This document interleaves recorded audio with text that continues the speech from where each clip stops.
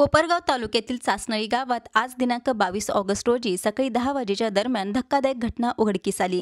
दिलीप मिजगुळे यांनी कौटुंबिक वादातून पत्नी स्वाती मिजगुळे अंगणवाडी सेविका यांना मारहाण करून खून केला आणि त्यानंतर स्वतः गळफास घेऊन आत्महत्या केली असल्याचे प्राथमिक अंदाज पोलिसांनी वर्तवला आहे।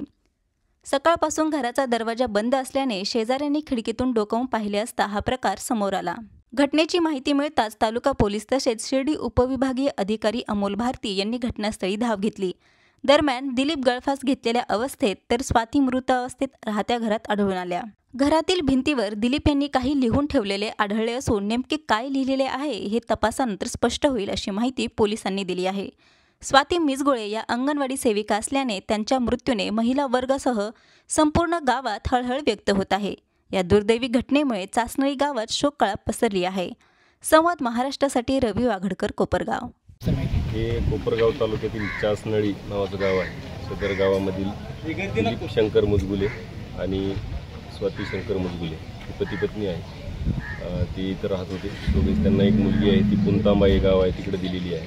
ते दोघंच इथं राहत होते। यामध्ये सकाळी 6 वाजल्याच्या नंतर आज रोजी त्या दोघांमध्ये भांडण झालेलं दिसून येत आहे आणि सदर जे दिलीप आहेत त्यांनी त्यांच्या पत्नीचा उशीचा वापर करून तसेच इतर मारहाण करून त्यांचा खून केलेला आहे आणि स्वतः जे आहेत त्यांनी गळफास लावून घेतलेला आहे असं प्राथमिकदृष्ट्या दिसून येत आहे। काय सर, काही सुसाईड नोट वगैरे किंवा भिंतीवर काही त्यांनी लिहिलेलं आहे? भिंतीवर त्यांची जी त्यांना काय जो त्रास झालेला आहे त्याबद्दल त्यांनी लिहिलेलं आहे। त्याचा पंचनामा वगैरे सुरू आहे। झाल्यानंतर पुढील तपासात मी अधिकची माहिती आपल्याला देऊ शकेन।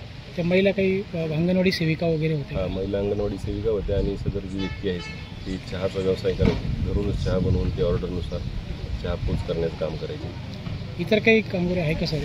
आता थोडंसं अधिकची माहिती मी तुम्हाला पुढील तपास झाल्यानंतर पोस्टमॉर्टम झाल्यानंतर देऊ शकेन।